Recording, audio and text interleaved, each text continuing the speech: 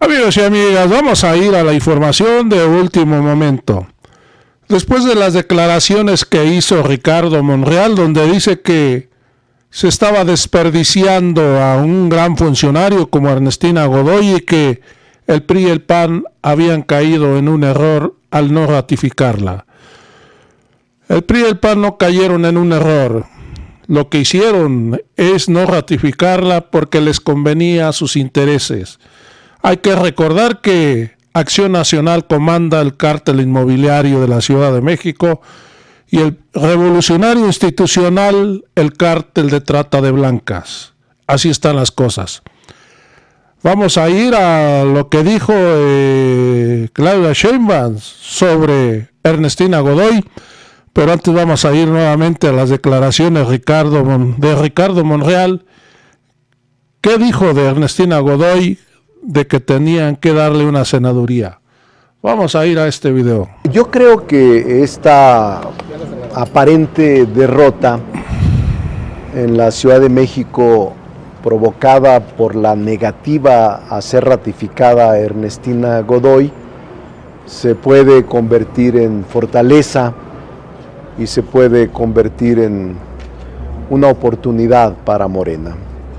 Ernestina Godoy es una mujer honesta, capaz, es una mujer firme, que le hace falta al país y que fue rechazada por la oposición por estas características que tiene.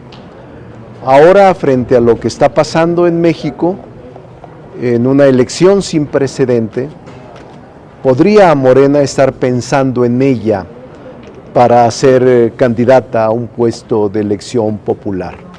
Si yo fuera el dirigente nacional, estaría pensando en que ella fuera, por ejemplo, candidata a senadora en la Ciudad de México. No se puede desperdiciar un perfil como el de ella, que puede aportar mucho al país por su integridad, su capacidad y su honestidad.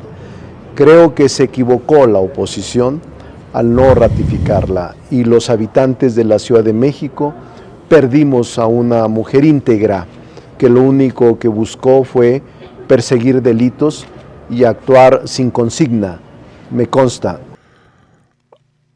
Ahora vamos a ir a las declaraciones que hizo hoy la candidata de Morena, Claudia Sheinbaum, sobre Ernestina Godoy. Amigos y amigas, vamos a escucharla. Ernestina Godoy es una mujer extraordinaria. Ojalá pudiéramos tener más fiscales como Ernestina Godoy en todo el país. Una mujer honesta, entregada a su trabajo, una gran procuradora de la justicia. La disminución de la inseguridad en la ciudad no solo tiene que ver con la policía de la ciudad, sino con la fiscalía y el trabajo que ella hizo. Ella hizo un área especial en la Fiscalía de atención de problemas graves, una coordinación que permitió pues, la desarticulación en coordinación con la policía de más de 200 bandas delictivas en la ciudad. Una mujer muy valiente. Y el tema de por qué no se ratificó, pues es una venganza de la oposición, porque Ernestina no solamente le entró al tema de la inseguridad, le entró al tema de la protección de las mujeres, sino también a la corrupción.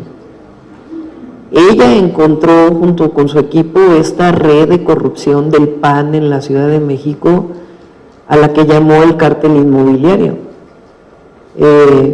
Ahora que estamos aquí en Jalisco es importante que se conozca.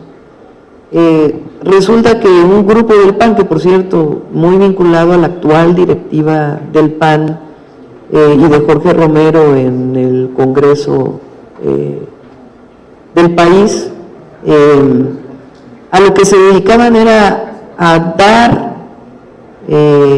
permisos para la construcción de edificios que violaban el uso de suelo, es decir, en la ciudad hay una manifestación de impacto, es decir, se avisa cuando los edificios son de cierto tamaño o de ciertos metros cuadrados, se avisa a las alcaldías, se avisa tienen que cumplir con el uso de suelo. Digamos que el uso de suelo era de 6 pisos y de pronto aparecía un edificio de 8 pisos o de 9 pisos. ¿Cómo fue que tenía 8 pisos y 9 pisos y la alcaldía no se daba cuenta? Pues porque había una colusión. ¿A cambio de qué? De dinero y de departamentos. ¿Cómo se descubrió? Porque de pronto hubo un incendio en un edificio y se encontró que varios departamentos estaban a nombre de un funcionario público de la alcaldía Benito Juárez. Entonces empieza a investigar la fiscalía y se da cuenta de que es como si se hubieran que la violación al uso de suelo es como si se hubieran construido muchas torres latinoamericanas en esa alcaldía. Entonces por eso se le llamó el cártel inmobiliario, porque era permisos a cambio de departamentos. Hay 2 personas detenidas, el coordinador del PAN en el Congreso de la Ciudad de México está detenido, hay un empresario que reconoció que en efecto ese fue el modus operandi. Entonces pues imagínense el PAN de la Ciudad de México si quería que Ernestina Godoy siguiera investigando, pues claro que no. Y después uno de los dirigentes del PRI en la ciudad, de un reportaje que hizo hace mucho tiempo Carmen Aristegui, que estaba vinculado con la trata de mujeres,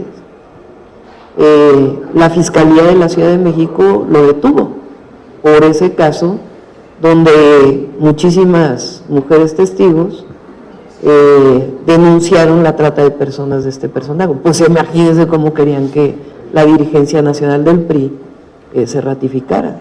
Entonces ella es una mujer muy valiente y por eso pues la propuesta que le hicimos de que participe en la encuesta para la senaduría en la ciudad y que haga campaña en la ciudad, pues hablando de la experiencia de lo que significa ser una buena fiscal, y haría pareja con Omar García Harfuch en el Senado en la Ciudad de México. Entonces pues serían una buena pareja, hay que ver si gana la encuesta, ¿verdad? Pero sería muy bueno. La oposición presume esta situación como una victoria, doctora. ¿Qué responderles? No, pues es la victoria en la impunidad de ellos, ¿no? Pero afortunadamente en la Fiscalía va a seguir el equipo de Ernestina Godoy. Eso es muy bueno, porque también que se sepa, o sea, fueron 41 votos contra, ¿qué? 25. O sea, es minoría la oposición en el Congreso de la ciudad. Entonces, pues ahora sí que con esto que les he platicado, díganme ustedes, celebrando la oposición una victoria de que no quede una fiscal de primera que ha tenido un papel muy, muy relevante. Claro que se va a seguir, bueno, yo no soy fiscal, ¿verdad? Pero sabemos del equipo que tiene Ernestina ahí, que es un muy buen equipo, y ese equipo se va a quedar.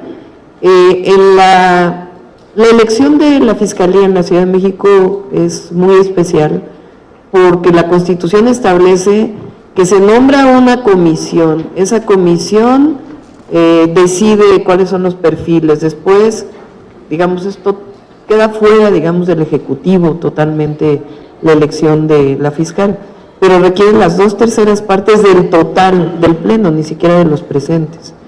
Entonces, pues ellos tienen minoría, ellos no pueden poner un fiscal en la ciudad.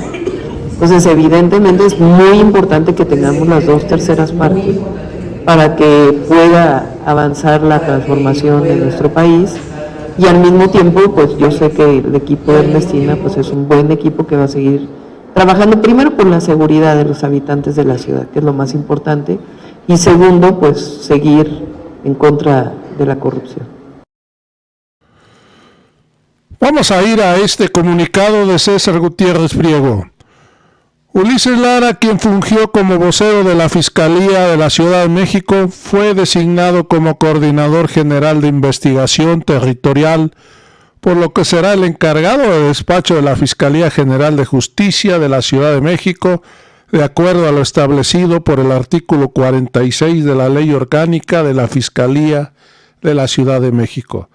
Amigos y amigas, si Acción Nacional y el PRI pensaron que haciendo esta maniobra de no ratificar a Ernestina Godoy ya quedaban fuera de peligro de la justicia, pues yo quiero decirles que este señor podría ser más implacable que la fiscal de hierro. Amigos, vamos a ir a otra nota muy interesante de Lenia Batres, ministra de la Suprema Corte de Justicia de la Nación, que nos da este comunicado. Lenia Batres, la Suprema Corte se niega a inscribirme al ISSSTE.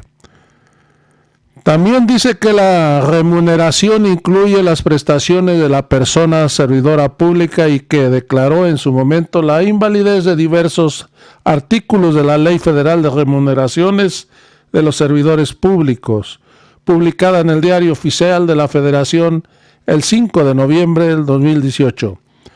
Pues el Poder Legislativo no estableció parámetros objetivos para fijar remuneraciones. Lo que nos señala el oficio es que hay una nueva ley de remuneraciones vigente del 2021 que establece estos parámetros. Véase por donde se le vea, no hay justificación para rebasar el monto constitucional. Por eso he tramitado mi incorporación voluntaria al ISSSTE y la devolución directa del excedente de las remuneraciones en la tesorería de la Federación. Amigos y amigas, aquí Lenia Batres, ministra de la Suprema Corte de Justicia, queda muy en claro lo que está diciendo, que los ministros de la Suprema Corte están violando la Constitución porque dice claramente que si hay parámetros y fueron establecidos en el 2021 por la Cámara de Diputados, unos buitres, los ministros de la Suprema Corte de Justicia, y todavía es un brazo político de la oposición y es un poder judicial podrido. Ya lo hemos dicho muchas veces porque es un poder judicial podrido. Amigos, con esto me despido. Ya sabes, si te gustó, suscríbete a este canal y nos vemos en el próximo video.